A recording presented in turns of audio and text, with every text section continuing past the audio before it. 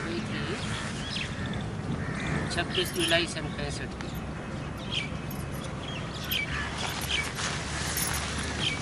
चौथा पेज की मत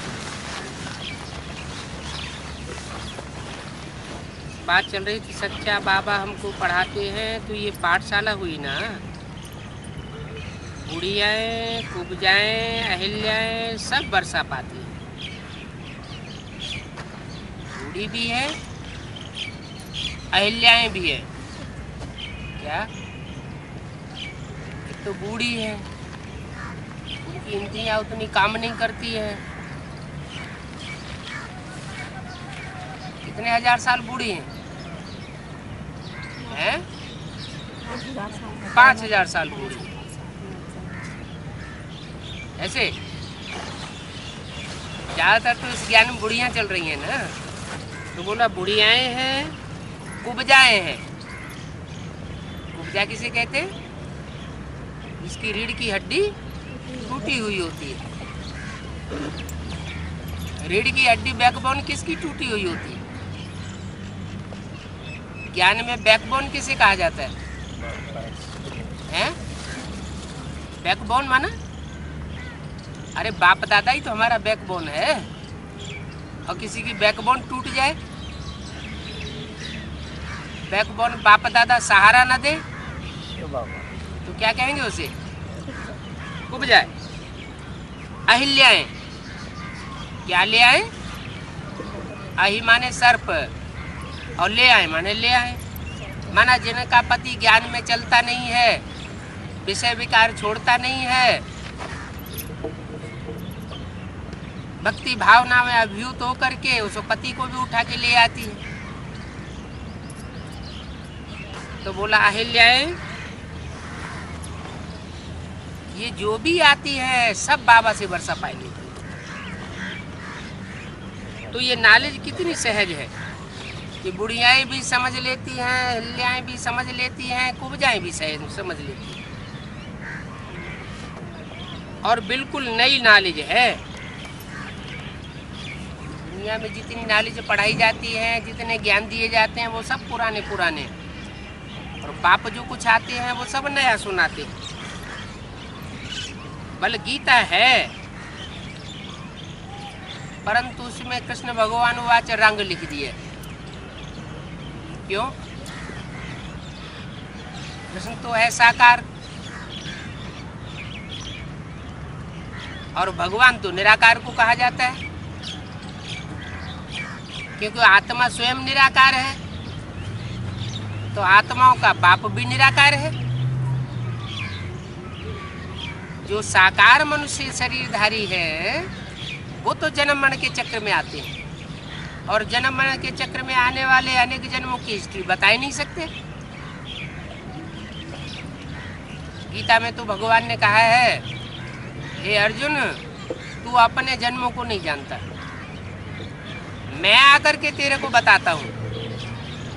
तो अपने अनेक जन्मों को कौन बता सकता है? मनुष्य बता सकते हैं, या जो जन्म मरण के चक्र से परे रहने वाला भगवान है वो बता सकता है? भगवान नहीं बता सकता। जो मनुष्य आत्मा जन्म मरण के चक्र में फंसती है वो तो बता ही नहीं सकती। तो बिल्कुल नई नॉलेज है।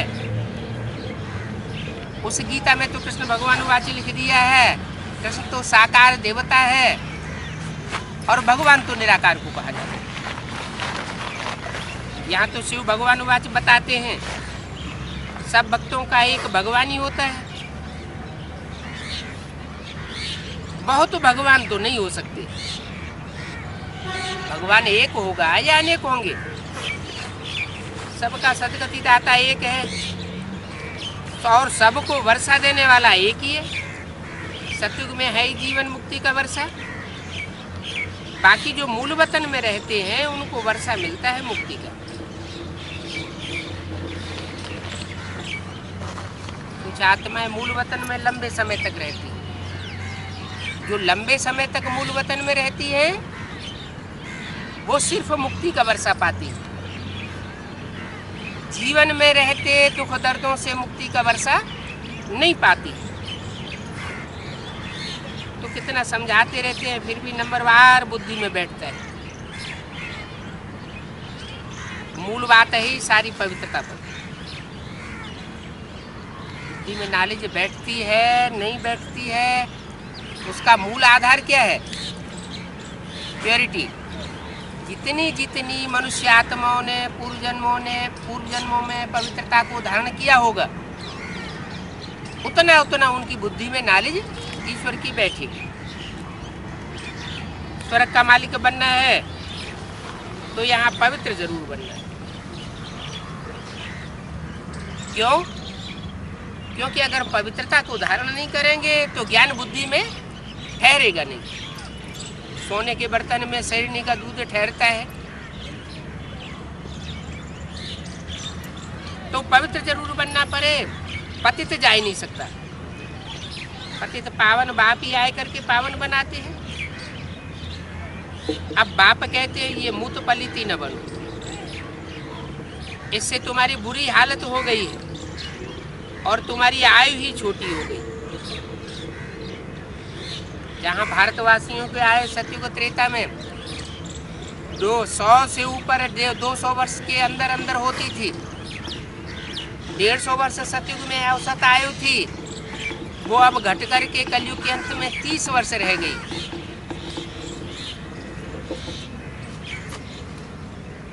अच्छा, बाबा ने रोजी और लक्ष्मण को देखा। देखो ये माँ बेटी कलकत्ता की सर्विस पर आई है। बहुत अच्छा नाम निकाला है तीनों ने। तीनों ही हैं, माँ बाप और बेटी। इकट्ठे सर्विस पर जाएं तो बहुत अच्छी सर्विस कर सकते हैं।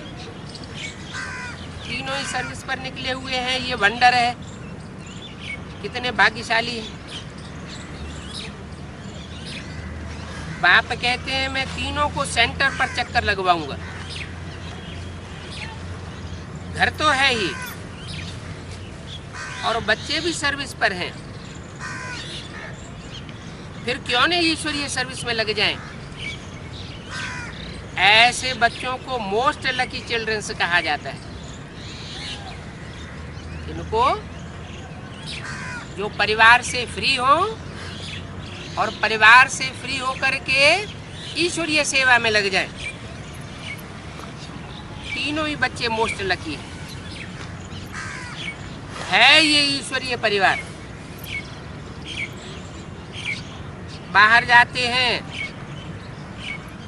तो आसुरी परिवार के हो जाते हैं, क्योंकि धंधे धोरी आदि में जाने से माया चक्करी में ले आती है। बुद्धि बाहर में इतनी रिफ्रेश नहीं रहती है जितने तुम बच्चे यहाँ रिफ्रेश होते हो। अच्छा, मीठे मीठे सिकिल ज्ञान गुलजारी बच्चों प्रति माता पिता का याद प्यार गुड मॉर्निंग। 26 तारीख की रात्रि को बची हुई पॉइंट। अकाल मूर्त तो तुम सब बच्चे हो। कैसे? तुम बच्चों को न हद में कोई काल खाएगा और न बेहद में कोई काल खा सकता है। हद में माना जो तुम बच्चे बाप के बच्चे आत्मिक स्मृति में टिकने की पक्की प्रैक्टिस करने वाले हो, उनको कोई काल शारीरिक रूप से भी नहीं खा सकता, क्योंकि तुम जीते जी स्वर्ग में जावेंगे। तो तुम हो अकाल मूर्त। ऐसे तो सभी आत्माएं अकाल मूर्त है, क्योंकि आत्मा को तो काल खाता नहीं है। हालांकि तुम बच्चे जन्म मरण में आते हो, जब आत्मिक स्थिति में टिक जावेंगे तो जन्म मरण से परे हो जाते हैं। विकारों पर जीत पाने में बहुत मेहनत करनी पड़ती है, बहुत विघ्न पड़ते हैं, माया के थप्पड़ लगते रहते हैं। कोई कोई तो विकारों में कर्मणा में भी आ जाते हैं। बच्चों के घर में सेंटर खोलना अच्छा है। जो समझते हैं हम कोई को भी बाबा का परिचय दे सकते हैं तो अपने घर पर बोर्ड लगाए देवे। बाबा करेक्शन करते रहेंगे, ऐसा बोर्ड बनावे जो मनुष्य पढ़ते ही समझ जाए। तो बच्चों की बुद्धि चलनी चाहिए कि बोर्ड पर क्या लिखे, जो पढ़ते ही कोई अंदर आ जाए। बहुत बच्चे हैं जो टाइम वेस्ट करते रहते हैं, सर्विस करने की अकल नहीं है। सर्विस सहज ते सहज भी है और डिफिकल्ट ते डिफिकल्टी भी है। सहज किन के लिए है? सहज उनके लिए है जो बाप की याद में रहते हैं और श्रीमत पर चलते हैं। और डिफिकल्ट किन के लिए है? याद में भी नहीं रहते हैं और श्रीमत पर भी नहीं चलते। एक बाप को पूरा याद न करने से पूरा खुशी का पारा नहीं चढ़ता है। व्यभिचारी याद हो जाती है तो व्यभिचारी याद होने के कारण बुद्धि व्यभिचारी होने से सेवा का वो फल नहीं निकलता जिससे खुशी हो गई। अज्ञान काल में कोई गरीब को अडॉप्ट करे तो उनको खुशी का पारा चढ़ जाता है। कोई गरीब आदमी का बच्चा हो और कोई करोड़पति उसको गोद ले लेवे तो बच्चे को कितना नशा चढ़ जाएगा। और यहाँ तो स्वयं भगवान बाप आकर के तुम बच्चों को गोद लेते हैं, अपनी गोद का बच्चा बनाए वारिसदार बनाते हैं, फिर भी बच्चों को नशा नहीं चढ़ता है। हम वेद के बाप की संतान है, ये नशा चढ़ता ही नहीं। बुद्धि में आना चाहिए किन्होंने हमको अडॉप्ट किया है। परम पिता कहने से खुशी चढ़ जानी चाहिए, परंतु माया ऐसी है जो पता भी है कि परम पिता परमात्मा कहते हैं, फिर भी बुद्धि गुम हो जाती है। वहां तो गरीब को साहूकार अडॉप्ट करे तो कब फारकती न दे।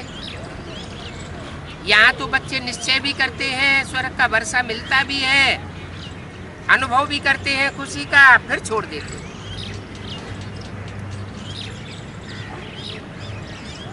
राम का बन करके 8-10 बरस पद फिर पा करके और जा करके रावण के बन जाते हैं। ये भी एक वंडरफुल बात है। बच्चों को हिम्मत रहती नहीं है याद करने की। लिखा पढ़ी भी बहुत करते हैं, सर्विस भी बहुत अच्छी करते हैं, इतना करते हुए भी माया से हरा लेते हैं। तो देखो माया कितनी जादूगरनी है। बाप कहते हैं मैं बच्चों के आगे प्रत्यक्ष होता हूँ। क्या? जो मेरे बच्चे हैं उनके आगे प्रत्यक्ष होता हूँ, जो रावण के बन जाते हैं उनके आगे प्रत्यक्ष नहीं होता हूँ। बाप बच्चों से सब कार्य कराते हैं। बाप आते हैं शुभ कार्य कराने, रावण अशुभ कार्य करा देता है। तुम जानते हो दुनिया रावण की तरफ है और तुम राम की तरफ हो। तो राम तो तुमको शुभ ही राय देते हैं ना। इस बात में समझ होनी चाहिए कि मैं कर्तव्य शुभ करता हूँ या अशुभ करता हूँ। मिसाल के लिए ये चित्र सामने रखे हैं। सतयुग में कब इन्होंने अशुभ कार्य नहीं किया होगा? किन्होंने? कौन से चित्र की बात की? लक्ष्मी नारायण का चित्र सामने होता है तो उनकी तरफ इशारा किया। लक्ष्मी नारायण ने सतयुग में कब अशुभ कार्य नहीं किया होगा? कहाँ? सतयुग में। फिर कहाँ किया होगा? सतयुग में तो अशुभ कार्य नहीं किया होगा, त्रेता में भी नहीं किया होगा, फिर कहाँ किया होगा? जब द्वापर में आते हैं, दोपुर में आते हैं, दो मते में पड़ जाते हैं तो द्वैत बुद्धि होने से फिर उल्टे काम होने लग पड़ते हैं। तो उल्टे काम होने का, अशुभ कर्म होने का कारण क्या हुआ? एक की मत पर चलते हैं तो शुभ कार्य, और अनेकों की मत पर चल पड़ते हैं तो अशुभ कार्य। तो बच्चों, किसी को दुख नहीं देना और कोई भी प्रकार का अशुभ कार्य नहीं करना, इनसे विकर्म बन जाते हैं। तो फिर दरकार ही क्या है? दिल के अंदर खाता है ना, मैं अशुभ कार्य करता हूँ, फिर भी अपने ऊपर ग्लानि नहीं होती है, स्वर्ग के मालिक कैसे बनेंगे? क्योंकि अपन को 21 जन्म के लिए घाटा लगाते हो। रो रो करके क्षमा मांगनी चाहिए। बाबा, हम कभी ऐसे अशुभ कर्म नहीं करेंगे। बाबा कहेंगे तुम अपना ही खाना खराब करते हो, अपन को फायदा डाला अथवा घाटा डाला तो वो कल्प कल्पांतर का बन जाता है। यहाँ एक बार शूटिंग की और वहाँ की अनेक बार की हो जाती। बाबा को बताने से तुम बच्चों को मदद मिल जाती है। सच्चे दिल पर साहब राजी होता है। मार्ग इतना अच्छा है और कितना सहज है, तो तुम बच्चों को किसी को दुख देने की दरकार नहीं है। सहज भी मार्ग है, अच्छा भी मार्ग है, फिर तुम दुख क्यों देते हो? तुम सुखधाम का मार्ग बताते रहो प्रेम से। बच्चों को बाप जब हर्षित देखते हैं तो समझ आते हैं, ये खुशी से बच्चा नाचता रहता है। सच्चा सच्चा रूप बसंत है क्या? जो बच्चा याद में तीखा रहेगा तो उसका मुखड़ा खिला हुआ रहेगा, रूप दिखाई पड़ेगा रूहानियत का। और बसंत ऋतु में जैसे फूल खिलते हैं तो चारों ओर खुशबू फैलती है। तो ऐसे बच्चों से ज्ञान की खुशबू आती है, गुणों की खुशबू आती है, जैसे रूप बसंत है। उनके मुख से रतन ही रतन निकलते हैं। एक दो की ग्लानि करना, वो तो पत्थर निकालना हुआ। बाबा के लिए कोई कहे हमको दुख दिया, तकलीफ दिया, कोई इस बात का प्रूफ नहीं करके दिखा सकता। किसके लिए? किस सन की वाणी है? 65 की वाणी है ना। तो 65 में बाबा ने कहा कोई ऐसा नहीं है जो ये प्रूफ करके दिखावे कि ब्रह्मा बाबा ने किसी को दुख दिया, कोई भी प्रकार की तकलीफ दी। ऐसा कोई प्रूफ नहीं दिखा सकता, कभी नहीं हो सकता। जानते भी हैं इससे बुराइयां बहुत होती है, तो भी मैं कहता हूं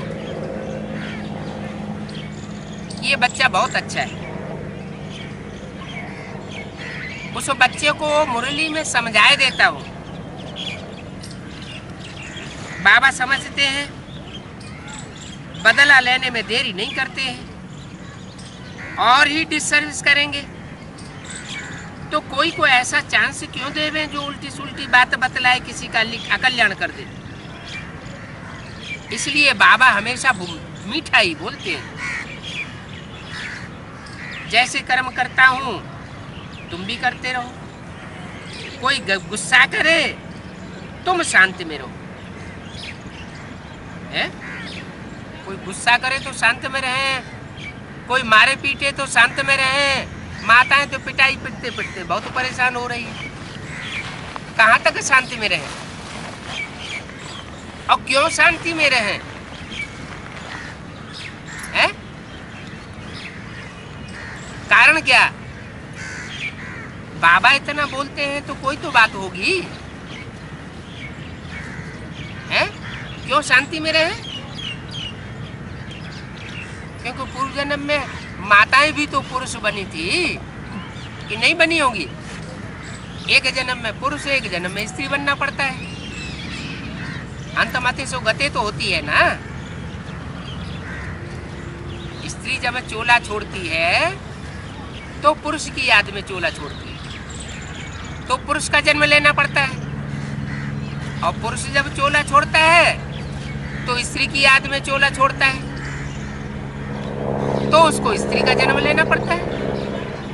तो जो भी इस जन्म में माता का चोला लिया है, अबला का चोला लिया है, तो सहन तो करना ही पड़ता है ना। इसलिए कभी तलखीलापन नहीं आना चाहिए, क्रोध नहीं आना चाहिए, सहन करना चाहिए। कोई गुस्सा करे तुम शांति में रहो, कोई के पिछाड़ी चटकना भी नहीं चाहिए। कह देना चाहिए हमको टाइम नहीं है, तुम और कोई समय आना, तुम्हारे इस समय आने का मुहूर्त नहीं है। तुम सब ब्रह्मा कुमार कुमारी डाडे से वर्षा ले रहे हो, तो आकर के वर्षा लो। कोई की भी रग देखनी चाहिए, ये ज्ञान सुनना चाहता है या नहीं सुनना चाहता है। क्योंकि तुम बच्चे रूहानी सर्जन हो ना, क्या जिस्मानी सर्जन में और रूहानी सर्जन में तो अंतर होता है। तो कोई की रग देखनी चाहिए, प्रैक्टिस अच्छी चाहिए। आजकल दुनिया में गंदे बहुत होते हैं, इतने गंदे होते हैं कि कोई को भी छोड़ते नहीं। सामान चोरी कर देते हैं, खून कर देते हैं। तो बहुत बच्चों की दिल होती है कि हम इस दुनिया से जावे, इस दुनिया को छोड़ करके जल्दी जावे अपनी राजधानी में। परंतु अभी पूरा काम हुआ कहाँ है जो हम अपनी राजधानी में चले जावे। इतने अर्जुन हमें अभी बने कहाँ हैं जो स्वर्ग में जाने लायक हो गए हो। सूर्यवंशी चंद्रवंशी धीरे धीरे झाड़ वृद्धि को पाता है। क्या पहले कौन तैयार होंगे? पहले सूर्यवंशी तैयार होंगे, फिर चंद्रवंशी तैयार होंगे, फिर और दूसरे दूसरे इस्लाम बौद्ध वंश की आत्माएं तैयार होंगी। तो धीरे धीरे झाड़ वृद्धि को पाता है। वो तो एक ही भाषण से कितने बौद्धि बनाए देते। यहाँ तो कितनी मेहनत करनी पड़ती है। क्यों? यहाँ इतनी मेहनत क्यों होती है देवी देवता सनातन धर्म में? और दूसरे धर्म वाले एक ही भाषण देते हैं, ढेर सारे निकल पड़ते हैं। कारण क्या है? क्योंकि हम देवी देवता सनातन धर्म की आत्माएं बहुत पुरानी है। 84 जन्म लेते लेते हमने बहुत तामसी वृत्ति को पा लिया है। जब हम ऐसी तामसी वृत्ति की आत्माएं बन जाते हैं तो परमपिता परमात्मा पतित तन में आता है। वो धर्म पिता है, वो तो सात्विक स्टेज में होते हैं और सात्विक पार्ट बजाते हैं, इसलिए उनको बहुत लोग फॉलो कर लेते हैं। यहाँ तो बाप गुप्त रूप में आता है। वो धर्म पिताएं उतने गुप्त रूप में नहीं आते और बाप साधारण तन में आता है। तो यहाँ तो कितनी मेहनत करनी पड़ती है मनुष्य को देवता बनाने में। वो धर्म पिताएं आते हैं, कोई मनुष्य को देवता थोड़ा ही बनाते हैं। क्या बनाते हैं? और ही मनुष्य नीचे गिर करके राक्षस बन जाते हैं। तो नीचे उतरना सहज होता है, उतारना सहज होता है, या ऊपर चढ़ना चढ़ाना सहज होता है? क्या सहज होता है?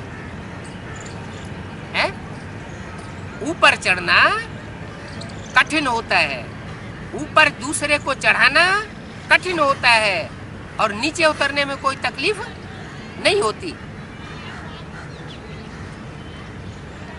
तो तुम बच्चों को पिछाड़ी में खूनी नाक खेल बहुत खौफनाक देखना। तुम आपस में बहलते रहेंगे, जब दुनिया में खून खराबा होगा, विनाश होगा, तो तुमको बाप बहलावेंगे। बुद्धि में आता रहेगा ये फलाना राजा बनेगा, ये रानी बनेगी, तुम बच्चे बहुत खुशी में रहेंगे और दुनिया हाय हाय करती रहेगी। बहुत बहुत दुख का समय होता है और तुम फरिश्ते बन जाते हो। ज्ञान की इतनी पराकाष्ठा हो जाती है कि देह और देह के संबंधों से तुम्हारी बुद्धि उपराम हो जाती है। आसुरी संप्रदाय मच्छों मुआफिक मरते रहेंगे। क्या जो ज्ञान न लेने वाले हैं, जैसे मच्छर मरते हैं ऐसे मच्छरों सदस्य मरते रहेंगे। उस समय के लिए अवस्था बहुत जमानी चाहिए, इसलिए जमानी चाहिए। जिनकी आत्म की स्थिति इस समय प्रैक्टिस से बन जाएगी, उसी समय वो बच्चे ठहर सकेंगे। जिन्होंने बाप की मत को अभी माना, महाकाल की तुम बच्चे हो, ये महाकाल भी अकाल मूर्त है। अकाल तख्त शरीर में निवास करके वर्षा देते हैं। क्या कौन से तख्त में निवास करके वर्षा देते हैं? कोई अनिश्चय बुद्धि में प्रवेश करके वर्षा नहीं देते, ऐसे निश्चय बुद्धि में निवास करके वर्षा देते हैं जो अकाल तख्त कहा जाता है। मनुष्य ऐसे नहीं कहते हैं कि कृष्ण के तन में भगवान था। वो तो कहते हैं कृष्ण अर्जुन के रथ में आया, कह देते हैं कृष्ण भगवान वाच। वास्तव में यहाँ तो है शिव भगवान वाच। यहाँ कोई कृष्ण आकर के हमको पढ़ाई नहीं पढ़ाते हैं।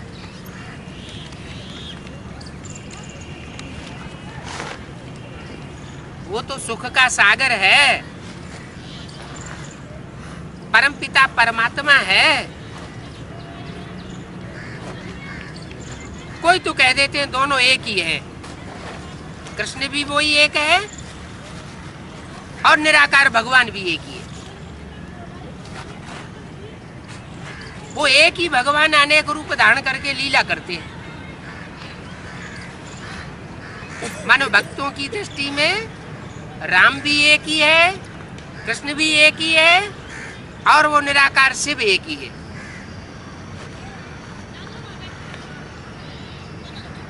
तो जब सब एक ही है तो अलग अलग उनकी कथाएं बैठ के सुनाते हो? अलग अलग उनके ग्रंथ क्यों बनाए दिए हैं? बेचारे समझते नहीं हैं कि वो निराकार शिव जिस राम में प्रवेश करके आता है, उस राम के शरीर में कृष्ण की सोल भी मस्तक पर विराजमान होती है। तो एक ही शरीर और उस एक ही शरीर में तीन आत्माएं इकट्ठा कार्य करती है, इसलिए त्रिमूर्ति शिव कहा जाता है। उस स्वरूप का नाम क्या कहा जाता है? शंकर। संग इसमें शिव समाया हुआ है, का इसमें कृष्ण समाया हुआ है, र इसमें राम समाया हुआ है। इसलिए भक्त लोग कहते हैं कि एक ही भगवान अनेक रूप धारण करके लीला करते हैं।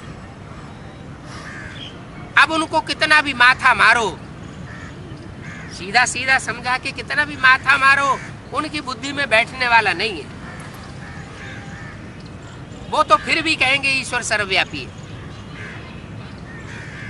राम में भी वही भगवान है, कृष्ण में भी वही भगवान है, मेरे में भी वही भगवान, तुम्हारे में भी वही भगवान। अरे वो तो बाप है, सुख का वर्षा देता है, स्वर्ग का वर्षा देता है।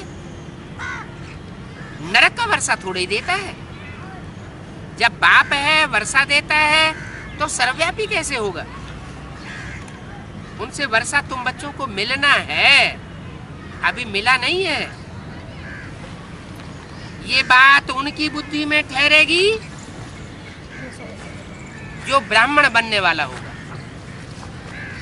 क्या? अगर ब्राह्मण बनने वाला नहीं होगा तो उनकी बुद्धि में ये बात ठहरेगी नहीं। कौन सी बात? कि बाप से सुख शांति का वर्षा हमें इसी जन्म में मिलता है। अगर उनकी बुद्धि में नहीं बैठना होगा तो समझ लो वो पक्का ब्राह्मण बनने वाले नहीं है। जो पक्के ब्राह्मण बनते हैं उनकी बुद्धि में ये बात ठहर जाती है।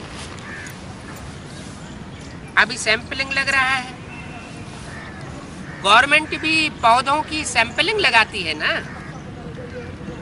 झाड़ का सैंपलिंग लगाती है। और यहाँ ये बेहद का बाप, बेहद का झाड़ है मनुष्य सृष्टि का, उसकी अभी सैंपलिंग लगा रहे हैं। तो सैंपलिंग लगाई जाती है ना, तो एक पुराना झाड़ होता है जड़ सहित, तो जड़ सहित जो पुराना झाड़ होता है उसकी कलम काटते हैं। और जो नया बीज होता है, सुधारा हुआ बीज, उसका जो पौधा तैयार होता है उसमें से ऊपर का हिस्सा काटते हैं। क्या? वो ऊपर का हिस्सा उस पुराने जड़ वाले हिस्से से जोड़ देते हैं। क्या मतलब हुआ? ये लगी सैंपलिंग, तो झाड़ ज्यादा फल देने वाला तैयार होता है, बड़ा बड़ा फल देता है, झाड़ नया हो जाता है।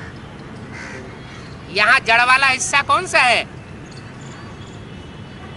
जो ब्राह्मण जड़ों पर बैठे हुए दिखाए गए हैं बेसिक नॉलेज में, वो हो गया जड़ का हिस्सा, पुराना जड़जड़ीभूत हिस्सा। और जो नए बीज तैयार हुए एडवांस पार्टी में, उनके नए पौधे तैयार हुए, परिष्कृत बीज है,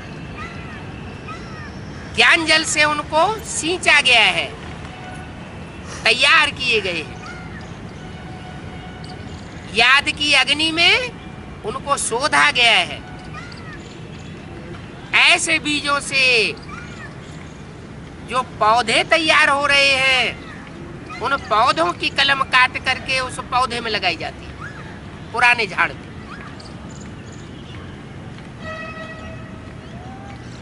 तो अभी सैंपलिंग लग रही है, जैसे गवर्नमेंट सैंपलिंग लगाती है, यहाँ बेहद का बाप सैंपलिंग लगाए रहे। आदि सनातन देवी देवता धर्म का सैंपलिंग लगाए रहे हैं। कोई कहां से निकलता है, किस धर्म में होंगे, कोई कहां के होंगे। क्या वैरायटी झाड़ है, तो कोई के बीज कहां से आते हैं, किस धर्म से आते हैं, कोई दूसरे धर्म से आते हैं। बाप कहते हैं जो देवताओं के भक्त हो उन्हों को समझाने की कोशिश करो। क्या? जो क्राइस्ट के भक्त हो, महात्मा बुद्ध के भक्त हो, सन्यासियों शंकराचार्य के भक्त हो, गुरु नानक के भक्त हो, उनको उनमें माथा उतना मारने की दरकार नहीं है। जो देवताओं के भक्त हो उनको समझाओ, शिव के मंदिर में चले जाओ। क्या? जो शिव को मानने वाले पुजारी होंगे वो शिव के मंदिर में जाते होंगे। पुजारियों को जाकर समझाओ ये मंदिर में कौन बैठा है। शिव के मंदिर में पुजारियों से पूछो ये कौन बैठा है। शिव बाबा के भी बहुत नाम रख दिए। बबूलनाथ कहते हैं, बबूलनाथ का मंदिर है बम्बई में। कांटों को फूल बनाने वाला है।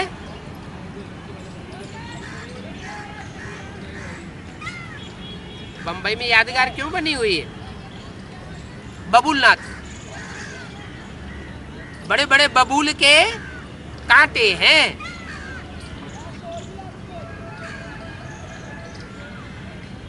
वहां ज्ञान के बम फूटते हैं, तब वो कांटे फूल बनते हैं। तो जरूर बबूलनाथ बाप ने कांटों को फूल बनाया है। बरोबर बाबा कांटों को फूल बनाए रहे हैं। ये सारी दुनिया है कांटों की, पापात्माओं की दुनिया। अकेली बंबई की बात नहीं है, अकेली बंबई माया की नगरी नहीं है। सारी दुनिया ही कांटों का फूल है। पाप ही पाप करते रहते हैं। सबसे ज्यादा पैसा कौन सी नगरी में कमाया जाता है? बंबई में। तो आज की दुनिया में जो पैसा कमाने वाले हैं वो बहुत पाप करते हैं, पाप ही पाप करते रहते हैं। ईश्वर को सर्वव्यापी कहना ये भी पाप है ना। बच्चे भी भ्रष्टाचार से पैदा करते हैं, फिर उनको भिख के लिए शादी कराते हैं और बाप आकर के भिख का हथियाला बांधना कैंसिल कराते हैं। काम शिक्षा से उतार ज्ञानी शिक्षा पर बैठने की प्रतिज्ञा कराते हैं। तुम हो रूहानी ब्राह्मण, वो है कलयुगी ब्राह्मण। तुम हो संगमयुगी ब्राह्मण। तुम ब्राह्मण नए बनते जाते हो, जब पूरा बन जावेंगे तब ये तुम्हारा शरीर छूट जावेगा। शरीर छूट जावेगा, मुरली में तो बोला है शरीर छोड़ना थोड़ा ही सिखाते हैं। शरीर छोड़ना माना मरना, तुम्हें जीते जी मरना सिखाते हैं। जब तुम्हारी आत्मा देहभान से जीते जी मर जाती है तो क्या होता है? तुम्हारी आत्मा ये शरीर का भान छोड़ देती है, शरीर से डिटैच हो जाती है। तुमको फिर आप समान बनाना है। जैसे भ्रमणी कीड़ों को आप समान बनाती है, सन्यासी भी भ्रमरी का मिसाल देते हैं। परंतु वह तो कुछ बनाते नहीं है। तुम तो यहाँ मनुष्य को देवता बनाते हो, विष्टा के कीड़े को ज्ञान अमृत पिलाए भू भू करके परिजात बनाए देते हो।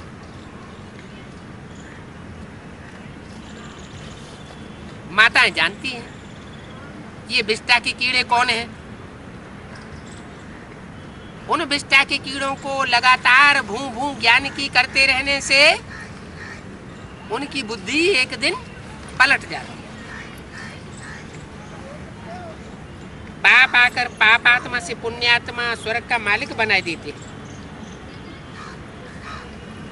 तो भ्रमरी का भी मिसाल देते हैं, कछुए का भी मिसाल देते हैं। सन्यासी लोग मिसाल देते हैं कि जैसे कछुआ अपने अंगों को समेट लेता है, ऐसे तुम भी योग बल से अपनी कर्मेंद्रियों को समेट सकते हो। जब बुद्धि एकाग्र हो जाती है, मन एकाग्र हो जाता है, तो इंद्रियां अपना कार्य नहीं करती। इंद्रियां जैसे संकुचित हो जाती हैं, बहरयामी नहीं रहती। तो कछुए का मिसाल जो सन्यासी देते हैं वो तुम्हारी यादगार है। वो भी यहाँ की बात है, उस दुनिया की बात नहीं है। उस दुनिया में कोई ऐसे नहीं हुए जिन्होंने अपनी कर्मेंद्रियों के ऊपर विजय प्राप्त की हो।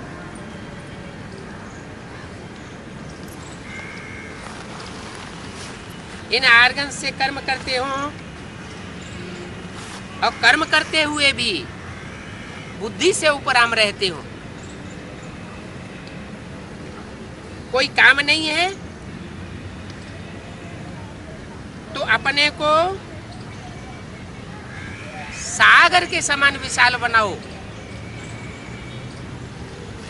समझो हम पुण्यात्मा सतयुग में हम पुण्यात्मा थे, अभी हम पापात्मा हैं।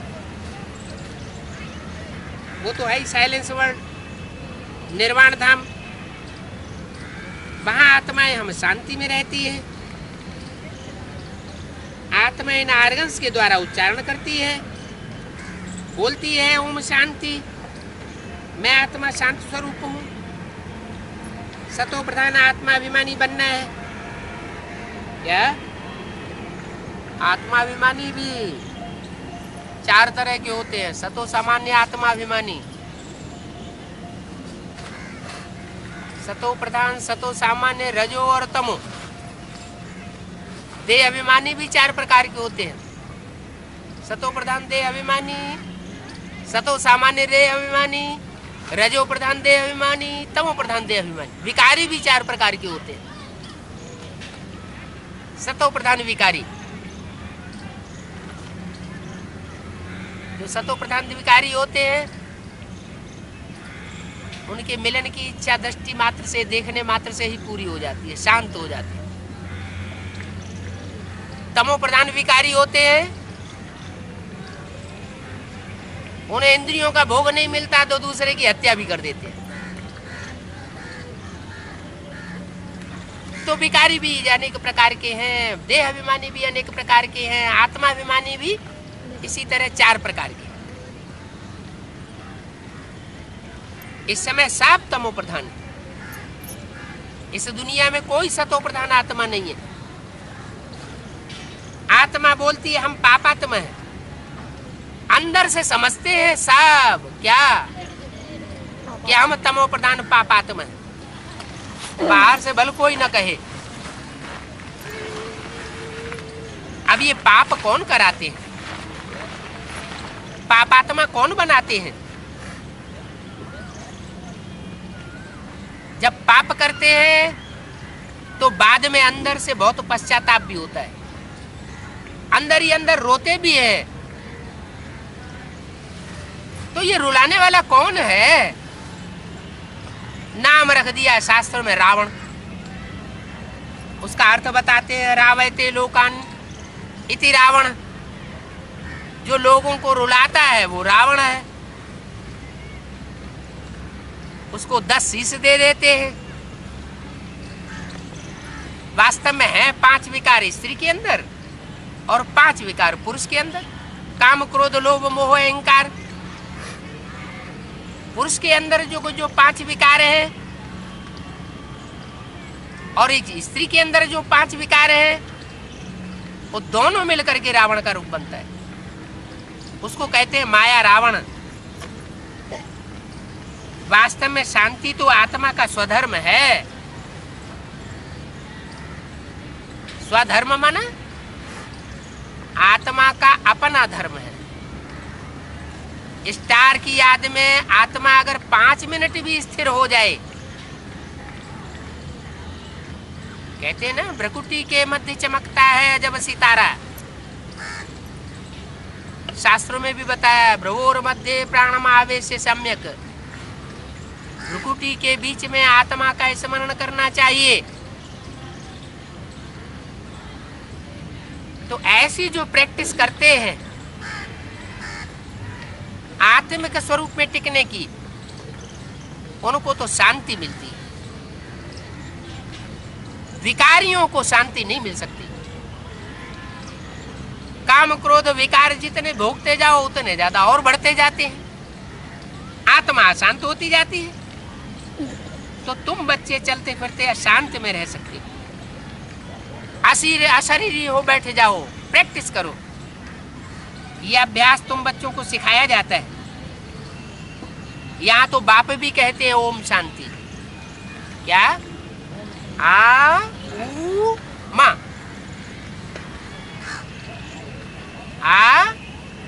मैं आत्मा ब्रह्मा की तरह स्थापनाकारी हूं।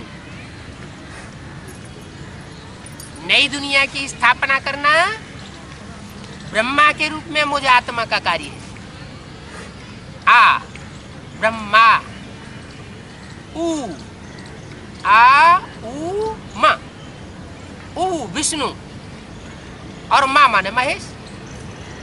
तो आत्मा ही तीनों कार्य करती है अपने लिए। नई दुनिया की स्थापना भी करती है, पुरानी दुनिया का, पुराने दुर्गुणों का विनाश भी करती है, पाप कर्मों का विनाश भी करती है और अच्छे सद्गुणों की पालना भी करती है। नई दुनिया की पालना करना आत्मा का ही कार्य है। तो तुम बच्चों को सतो प्रधान आत्माभिमानी बनना है। बाप भी कहते हैं ओम शांति। आ ऊ मा ओम। मैं आत्मा शांत स्वरूप, मैं भी शांत स्वरूप हूं। इन आर्गन से बोलता हूं, मुझे इन आर्गन्स का लोन लेना पड़ता है। किसे? वो निराकार परमब्रह्म परमेश्वर है जो जन्म मरण के चक्र से न्यारा है। वो इस सृष्टि पर जब आता है तो जैसे गीता में लिखा हुआ है प्रवेश तुम, मैं प्रवेश करने योग्य हूं। तो कोई तन में आकर के, शरीर रूपी रथ में आकर के प्रवेश करता है और प्रवेश करके जो आर्गन्स हैं, जो इंद्रियां हैं, उनका आधार लेता है। क्योंकि ज्ञान सुनाए बगैर तो किसी की सदगति हो नहीं सकती। परमात्मा तो जन्म मरण के चक्र से न्यारा है, इसलिए उसके अंदर 84 का पूरे चक्र का ज्ञान है। हम आत्मा 84 के चक्र में आती है, इसलिए अज्ञानी बन जाती है। आगे के जन्म का, पीछे के जन्म का हमें कुछ याद नहीं रहता। जैसे गीता में भगवान ने अर्जुन से कहा, अर्जुन तेरे जन्मों को मैं बताता हूं, तू नहीं जानता। तो बाप बताते हैं, मैं जब इस सृष्टि पर आता हूं तो आर्गन्स का आधार लेना पड़ता है, लोन लेना पड़ता है। मेरे अपने आर्गन्स नहीं बनते, क्योंकि मैं तो अकर्ता हूं, अजन्मा हूं, अभोक्ता हूं। मेरी आत्मा जन्म मरण के चक्र में नहीं आती। इसलिए ये मनुष्य सृष्टि में जब मैं आता हूं तो इस मनुष्य सृष्टि में जो हीरो हीरोइन का पार्ट बजाने वाली आत्मा है, जिनको दूसरे धर्म के लोग आदम हवा कहते हैं, एडम ईव कहते हैं, भारतवर्ष में जिनको आदिदेव आदि देवी कहते हैं, मैं उन आदि पुरुष में प्रवेश करता हूं ज्ञान सुनाने के लिए। तो ज्ञान सुनाने के लिए भी आर्गन्स चाहिए ना, मुख भी तो एक आर्गन है ना। तो मुझे इसका लोन लेना पड़ता है। दिखलाते हैं रथ पर सवार होकर अर्जुन को ज्ञान दिया, घोड़ों को कंट्रोल किया। अब घोड़े कौन है? ये मन सहित जो इंद्रियां हैं वो ही घोड़े हैं, जो आज किसी भी मनुष्य के कंट्रोल में नहीं है। कोई मनुष्य छाती ठोक कर ये नहीं कह सकता कि मेरी इंद्रियां मेरे कंट्रोल में है, मेरा मन मेरे कंट्रोल में है। तो एक अर्जुन की बात नहीं है, ये तो पुरुषार्थ का अर्जन करने वाले अनेकों नंबरवार अर्जुनों की बात है, जिनके द्वारा परमात्मा आकर के इंद्रियों को कंट्रोल कराता है, इंद्रियों को कंट्रोल करना सिखाता है। घोड़ों की बात नहीं है, ये तो एक रूपक दिखाया हुआ है शास्त्रों में। जो कवियों की भाषा होती है वो अलंकारिक भाषा होती है। अलंकारिक भाषा को कवि ही समझ सकते हैं, इसलिए गायन है, कै समझे कवि और कै समझे रवि। क्या? या तो जिस कवि ने वो कविता की है, भगवत गीता लिखी है, रामायण और महाभारत लिखे हैं, वो इसका सही अर्थ जानते थे। या तो कै समझे रवि, रवि माना सूर्य, या तो ज्ञान सूर्य परमात्मा ही सृष्टि पर उतर आए तो उन शास्त्रों का सही अर्थ बता सकता है। तो बोला, दिखाते हैं ना, रथ पर अर्जुन को ज्ञान दिया। अब एक को बैठ करके थोड़े ही ज्ञान सुनावेंगे, एक को ज्ञान सुनावे तो एक की सदगति होगी। अगर एक की ही सदगति भगवान करके चला जावे तो दुनिया में सब भगवान को क्यों मानते हैं? हिंदू, मुस्लिम, सिख, ईसाई सभी तो भगवान को मानते हैं। तो जरूर भगवान ने सबकी आकर सदगति की होगी। किसी एक धर्म की बात नहीं है। जब इस सृष्टि पर अनेक धर्म पैदा हो जाते हैं और सब धर्म के नाम पर वितंडावाद फैलाते हैं, तब भगवान को सद्धर्म की स्थापना करने के लिए आना पड़ता है। और हम अर्जुनों को आकर के वो पुरुषार्थ का अर्जन कराता है। तो एक को बैठ करके ज्ञान नहीं सुनाते। ये सब रंग बातें हैं। रथ तो वास्तव में ये साकार शरीर को कहा जाता है। शास्त्रों में लिखा तो है, शरीरम रथम विद्य इंद्रियाणि हयान्याओ। शरीर को रथ समझ, इंद्रियों को घोड़ा समझ, कह दिया है। लेकिन फिर भी गीता में चित्र वही बनाए देते हैं कि अर्जुन के रथ में भगवान कृष्ण सवार हुए, सारथी बने, उनके रथ को चलाया। अब भगवान ने आकर के कोई हिंसक युद्ध कराया होगा? आज के साधु संत महात्माएं भी हिंसा करना अच्छा नहीं मानते। तो साधुओं का भी उद्धार करने वाला भगवान है, वो आकर के हिंसक युद्ध कराएगा? ये सब रंग बातें। भाग्यशाली रथ नंदीगण, ये रथ कहा जाता है। कौन सा रथ? राम और कृष्ण जो श्रेष्ठ देवताएं हुए हैं, उनका शरीर रूपी रथ कलयुग के अंत में, अंतिम 84वें जन्म में नंदीगण कहा जाता है।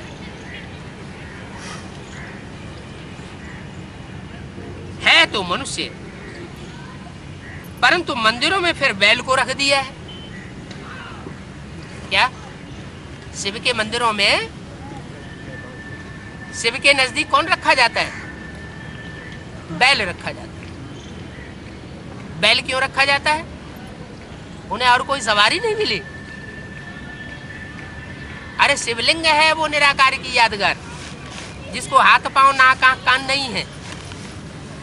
वो निराकार शिव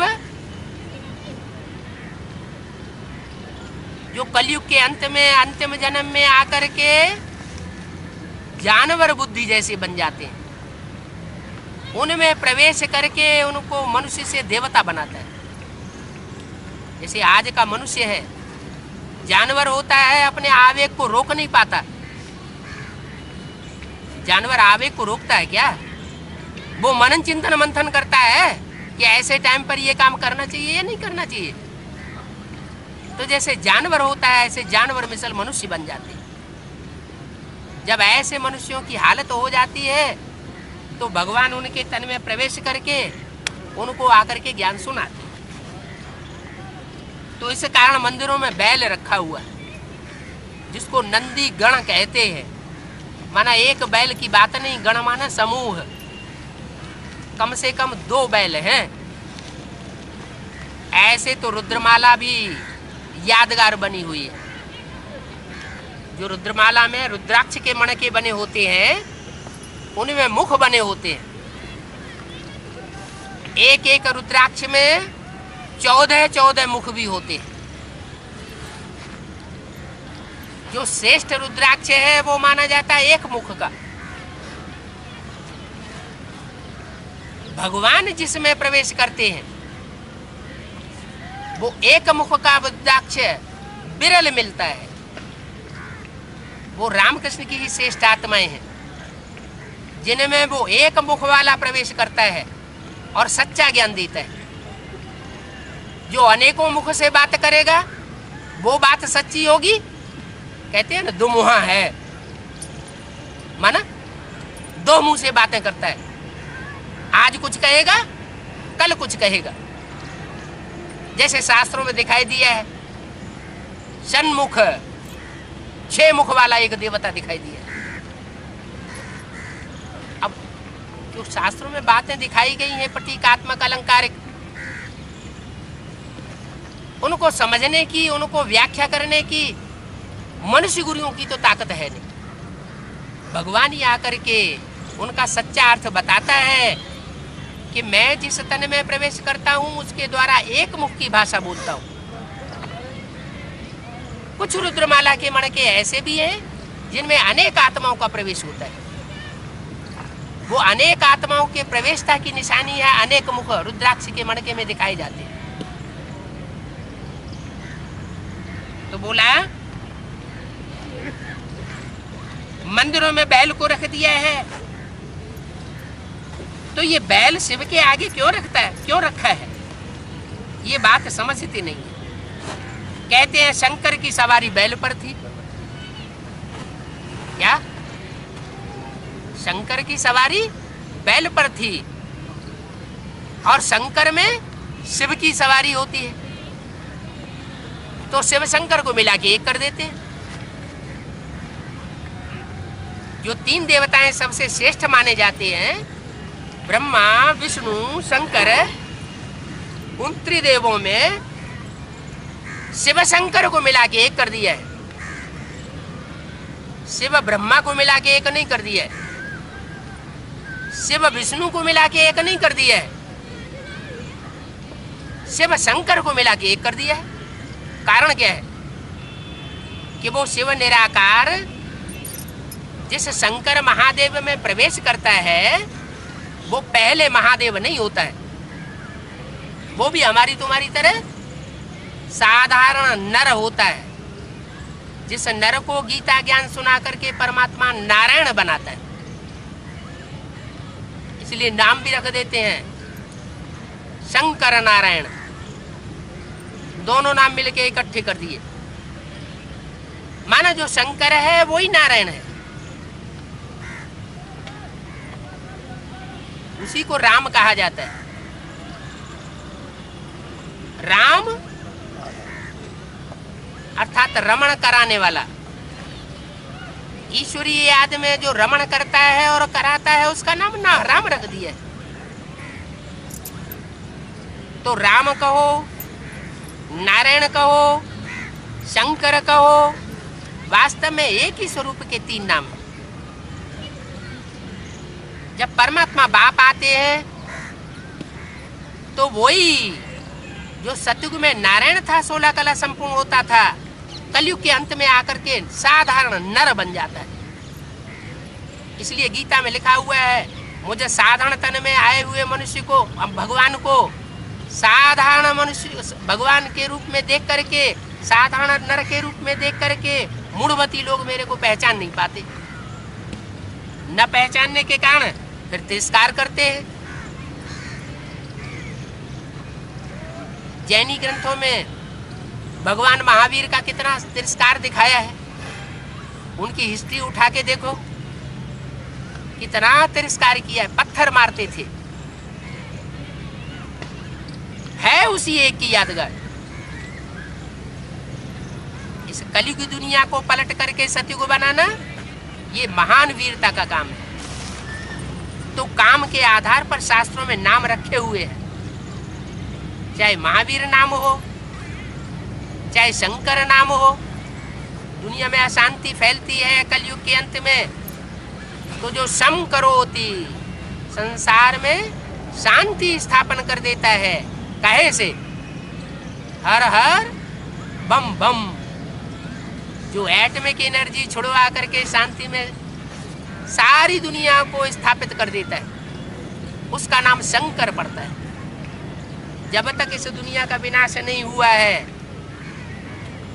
तब तक नई दुनिया की स्थापना प्रत्यक्ष नहीं हो सकती। तो दिखाते हैं शिव के मंदिरों में बैल रख दिया है। समझते नहीं है शंकर की सवारी बैल पर थी। शिव और शंकर को क्यों इकट्ठा कर देते हैं? शंकर भी है वास्तव में सूक्ष्म वतन वास्तव। क्या वो आत्मा है या शरीरधारी है? शंकर क्या है? ब्रह्मा को दाढ़ी मूछ वाला दिखाते हैं, मनुष्य के रूप में दिखाते हैं, जरूर देह अभिमानी रहा होगा। लेकिन शंकर